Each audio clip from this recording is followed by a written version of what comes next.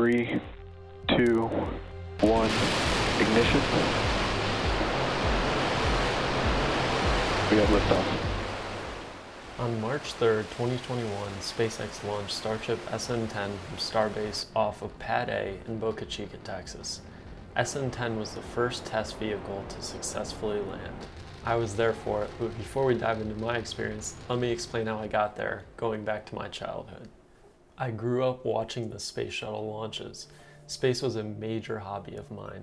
I'd spend hours watching the launches on repeat, specifically engine ignition to max Q. I just loved liftoff.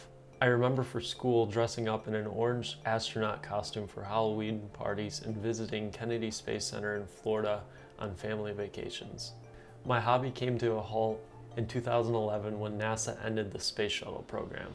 It wasn't until a couple years ago that my interest in spaceflight was revived when SpaceX came to my attention. The first SpaceX flight I watched online was a Falcon 9 mission in early 2020. It was so interesting to me that Falcon 9 propulsively landed. It was a new exciting element to spaceflight that I'd never seen before. Months later, SpaceX flew 2 NASA astronauts aboard Dragon on a Falcon 9 mission being called Demo 2. It was the first time astronauts had launched from US soil since the space shuttle program ended in 2011. It was around that time that I discovered SpaceX's new and exciting project called Starship. Starship is a 2-stage, fully and rapidly reusable rocket being developed by SpaceX in southern Texas that's going to revolutionize spaceflight. I won't hop into too much detail about Starship's design and purpose, but I plan on releasing a video soon called Starship in 5 minutes that's going to explain Starship in full detail. So stay tuned for that. As of the release of this video, SpaceX has only flown and tested the second stage of Starship, which is also known as Starship. Yes, it's confusing. The tests have included pressure tests, engine tests, also known as static fires, 150-meter hops, and high-altitude test flights. The high-altitude test flights have been the most exciting part of it all. After watching the first and historical high-altitude flight test of SN8 and also SN9, I decided it was time to go see a Starship flight for myself, which was SN10. And that's where the real story for this video actually begins. It was 9 p.m. the night of March 2nd, and we were debating whether to book our flight to go down to see Starship SN10's test flight. However, we weren't sure whether it would go or not because SpaceX hadn't released official confirmation on their website. But we decided to book anyway, assuming we'd see something cool, and then 5 minutes after, it was confirmed by SpaceX on their website, which was just the start of our good luck. At 2 p.m. EST, which is Michigan time, we left Michigan on our way to Chicago for a flight to Houston, which would then connect us to Brownsville.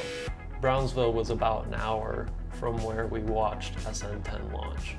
This whole journey would take us until 11:30 CST, which is Texas time, to reach Brownsville, on top of another hour to travel from Brownsville to South Padre Island. This was slightly concerning as the closures were active at about 10 a.m., meaning SpaceX had the opportunity to launch SN10 before we arrived. Luckily for us, SpaceX encountered some delays that allowed us to be at South Padre Island in time. South Padre Island was about 5 miles from the launch site, which was the closest you could get. This is common practice for any rocket launch. Now, the only people that would be close to a rocket during launch is if there were crew, but this was a test flight, so there were no crew. Shortly after arriving at South Padre Island, the vehicle began to fuel up. The fuel up process takes about 45 minutes. Then it was finally time to fly. And 3, 2, 1, ignition. Abort.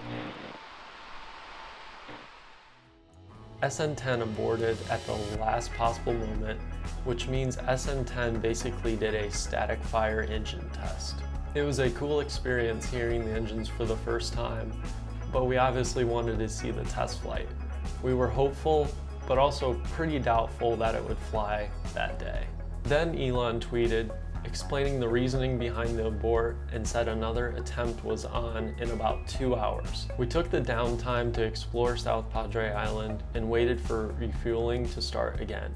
Once fueling started, the excitement and anticipation built once again.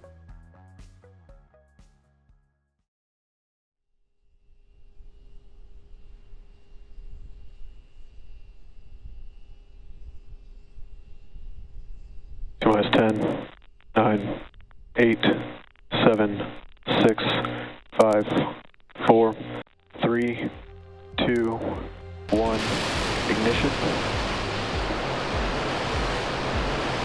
We have liftoff.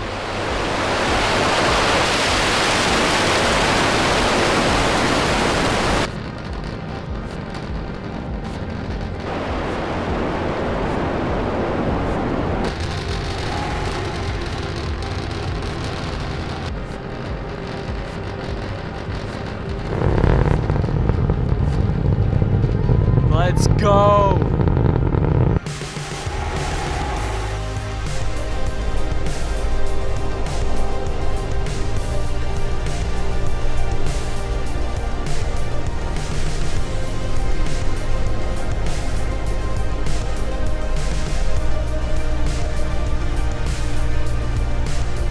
It's just fall.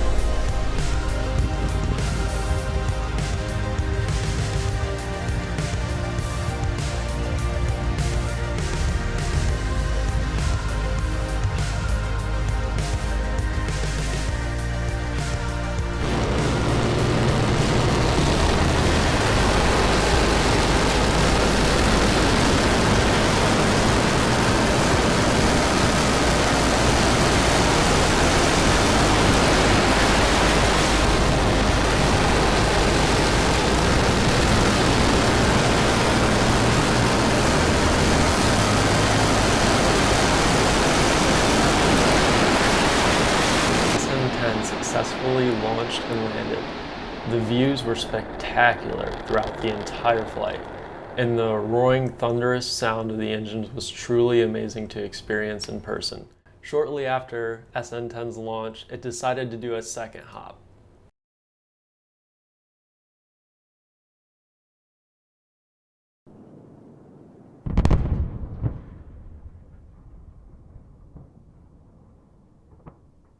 SN10 did fly into the air once again after an explosion due to a fuel leak. This was not a loss for SpaceX, however, as they're always building a new vehicle.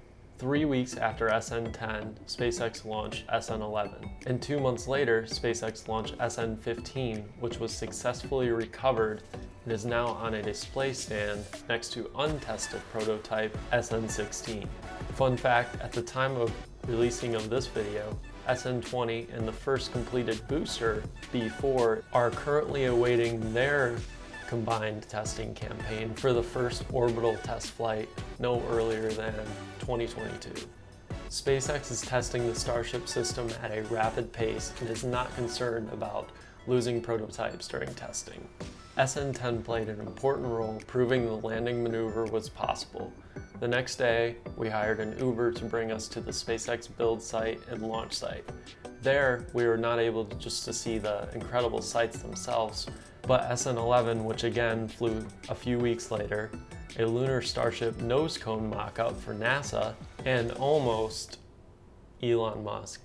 If we had been there just a half hour earlier, we would have been able to see Elon. Overall, the trip was incredible and one of the best moments of my life. I still reflect on moments from this trip, and I'm glad I got to share it. Thanks so much for watching. Again, the next video I plan to release is a quick, fast-paced, but detailed video called Starship in 5 minutes.